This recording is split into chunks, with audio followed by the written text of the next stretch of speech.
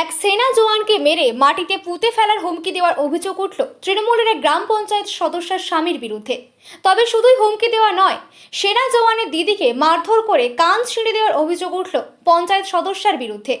ঘটনাকে ঘিরে জোর চাঞ্চল্য তৈরি হলো মালদার মানিকচক থানার এনায়েতপুর অঞ্চলের মোহনা এলাকায়।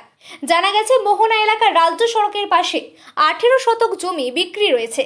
সেই জমি কেনার জন্য মানিকচকের শেখপুরা এলাকার বাসিন্দা পেশায় সেনা জওয়ান মোহাম্মদ শাহজাহান আলী জমি মালিকের সঙ্গে এগ্রিমেন্ট করে বায়না বাবদ কিছু টাকা দেন।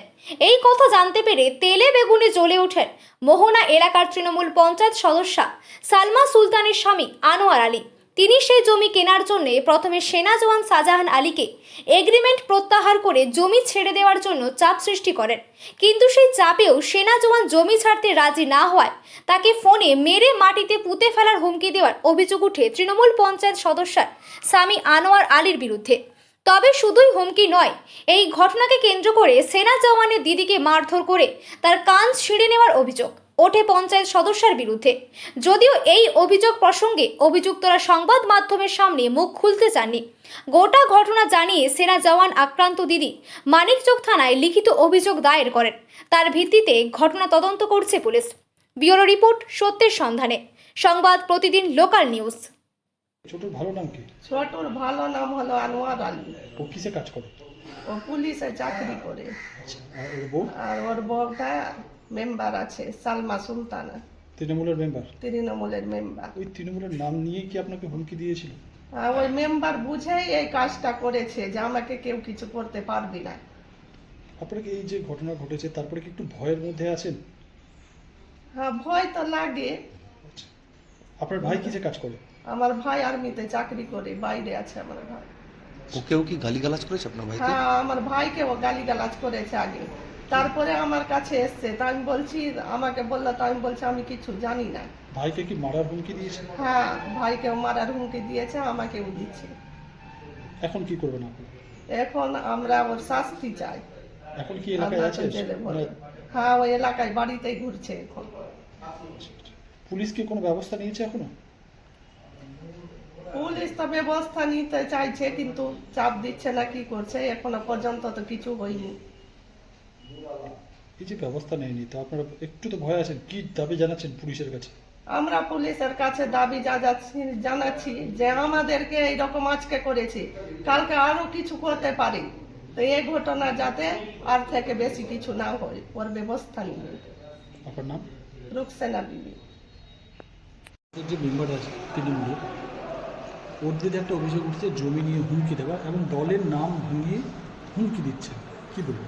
মারধর হয়েছে। এটা আমাদের ইনায়তপুর গ্রাম পঞ্চায়েতের একজন মেম্বার আছে মোহনা সংসদের, সালমা সুলতানা। তো আমি শুনতে পেয়েছি যে ওনার হাজব্যান্ড একজন আর্মির জওয়ানকে ফোনে হুমকি দিয়েছে।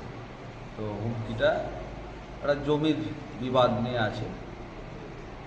তো এই যে ওনার হাজব্যান্ড দিয়েছে, তো এর রেসপন্সিবিলিটি কিন্তু দলের নেই। আমি রিসেন্টলি কিছুদিন আগে আমি আমার সবটা মেম্বারকে নিয়ে বসেছিলাম, আর সবটা মেম্বারকে পরিষ্কার করে বুঝিয়ে দিয়েছি যে সামনে 2026 ইলেকশন আছে, বিধানসভা ইলেকশন আছে। আপনারা এমন কোনো কাজ করবেন না কিংবা এমন কোনো কথা বলবেন না যেটা নিয়ে দলকে কথা শুনতে হবে।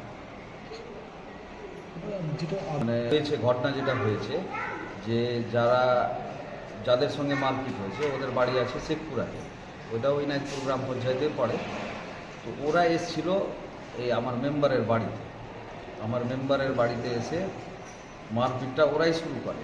ওরা প্রথমে মেরেছে, তারপরে সেলফ ডিফেন্সে হয়তো লেগে গেছে, কিন্তু একজনের বাড়ি গিয়ে মারপিট করা এটাও ঠিক না। বিষয়টা তো পুলিশ পর্যন্ত গেছে, এখন দলগত আমি শুনেছি যে দুই পক্ষই কমপ্লেন করেছে। এবার পুলিশ ইনভেস্টিগেট করে দেখে যেটা ব্যবস্থা নেওয়ার আছে সেটা নেবে। দল কি কিন্তু আপনাদের মাধ্যমে কিনা একটা জিনিস আরও পরিষ্কার করতে চাই আমি, যে দল এই পারমিশন কোনো মেম্বারকে দেয়নি যে ওর প্রতিনিধি দলের নাম ভাঙিয়ে কোনো রকম উল্টাপাল্টা ফোন করবে কিংবা অন্য কাউকে হুমকি দিবে কি চমকাবে, এইগুলো আমরা কাউকে পারমিশনও দিইনি। আর এটা কিনা আমরা কোনো সময় বরদাস্তও করি। ঘটনা তো ঘটেছে, তো এবার কি পদক্ষেপ নেবেন দলগতভাবে? ওইটা দেখছি আমি সবার সঙ্গে মানে অঞ্চল কমিটি নিয়ে বসে এটা দেখা যাবে যে কী হয়, আলোচনা করবো আমি, কিন্তু এইগুলো টলারেট করা যাবে না।